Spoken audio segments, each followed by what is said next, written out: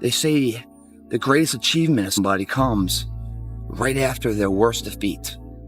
When they've hit rock bottom, hit the bottom of the barrel, they got nothing left. Everyone's given up on them. They've lost all their worldly possessions. They're dead broke on their back. It's at that point, guys, when everything's lost, that everything can be gained. Look around you. There was no fucking team. It was you. There was no weight loss program or mom and dad waking you up saying you can do it, you can be better, trying to build belief. You built belief when you had nothing.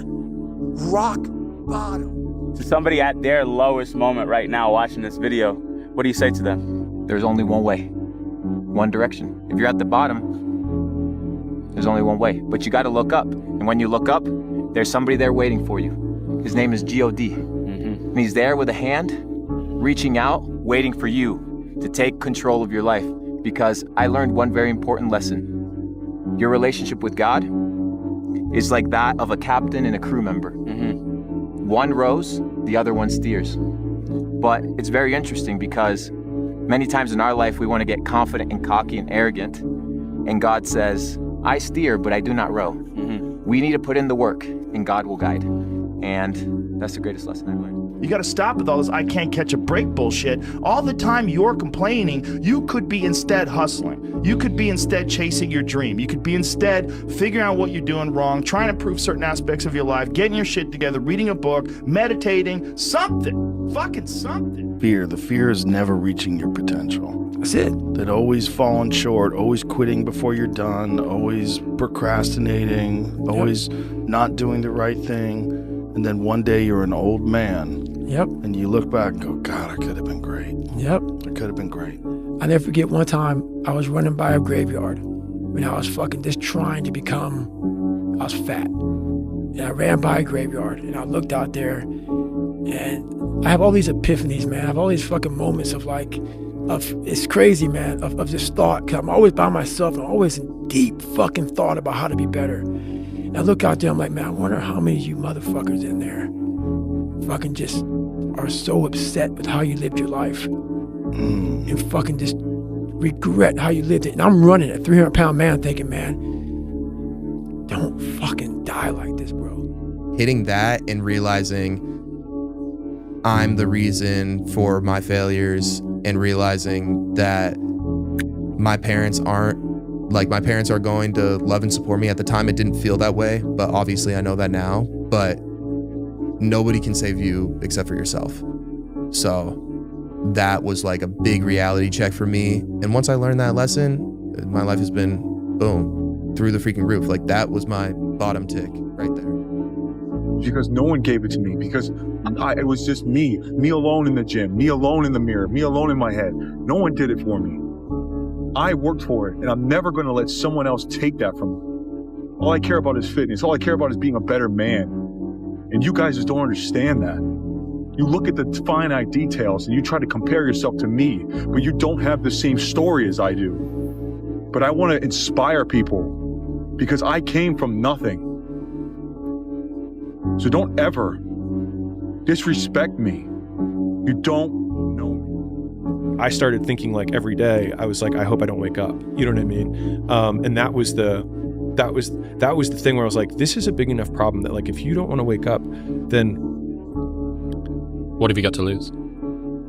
Exactly. And that was it. And it was like, I have nothing to lose. And that was when I think in the last podcast we talked about this, where it's like, if everybody who's like at the bottom and feels like they have nothing going for them, reframe that as I have nothing going for me, which also means that I have nothing to lose by taking action, it makes you a much more dangerous person. It's dangerous to dwell on past mistakes because people sort of define themselves by the worst moments that they've ever had. And if that's the case, like some people are stuck in high school. You know, they're stuck in failures that they had like when they were first getting jobs, and they always think that they're a loser, and they don't like the feeling of failure, so they keep low expectations. If you give up on your dreams, what do you have left? Nothing. I can't live that way. I have to live on the edge. The man who never fell has no glory. The man who fell and got back up, that's where his glory is. The man who fell 20 times and got up 21 times, that man has even greater glory. Wow. That man has more courage, way more courage than the guy who was so strong from birth that he never failed. There's no glory in that. You have to hit rock bottom. That's the way up. Yeah, rock bottom is beautiful. The struggle of coming back is beautiful. That struggle. It doesn't appear like it's beautiful while you're going through it, but it's just being tested. And without a test, there's no testimony. Life tests you, but eventually, if you don't quit, it'll be merciful to you. If life was nothing but green lights and we didn't have yellows and reds, things that make us pause, hardships, crises, times for introspection, then what the hell would it all be for? We need the yellows and the reds. That's how we evolve. That's how there's some ascension to our being. Workout's done, you paid your fucking dues. You're that much closer to becoming that person you always knew you could be. I mean, isn't it about time you do that? Isn't it about time you become that person you knew you always could be?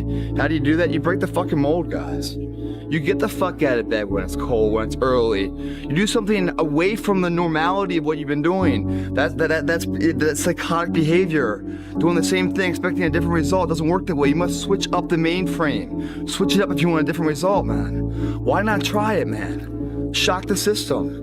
Start with an earthquake, man. What I mean by that is, yeah, get up at 4 in the fucking morning one day. Just one day. And go for a fucking run. Commit to one day. And see how you feel. As you're jogging it back in around 5 or something. As your neighbors are still asleep.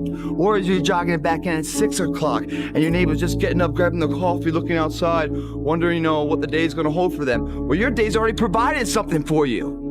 You see how that works? Mentally, you feel like, wow, man, that was fucking alive. And then you go about your day at work, and your coworkers like, who the fuck? What happened to old Greg, man? This is who's this? That's right, the new motherfucker's here to stay. And get the fucking on my plan, or get the fuck out of my way. That's how you run it, man. But you won't get to know what I'm talking about, man. You can't look at a picture of something of Hawaii and feel the cool breeze and the warm water. You gotta be there, man.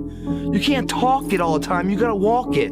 Commit to one day. Try it. See how it feels. Getting up that fucking early when everyone else is asleep, or it's that cold. When everybody else says, no, this is not comfortable, we shouldn't do this. You say, yes, motherfucker, I'm gonna introduce myself to it. I'd love a success story, but even more than a success story, I like a dude who fucks his life up and then gets it back together again story. Those are my favorite stories. And the way to do that, you gotta write shit down. You gotta think that you are the hero in your own fucking movie, and then you gotta sit down and you gotta write shit down. Write down what you need to do. Most people play the role of the victim in the movie, right? Sure. Yeah, this life is fucking me over, man. I could have had this and I should have had that. And why does this guy get that? And why does that guy get this? And all things that are completely unrelated to you. Yeah. All things that you find other people's success as a downfall in your own existence. Instead of being inspired, instead of choosing to be positive, instead of improving constantly.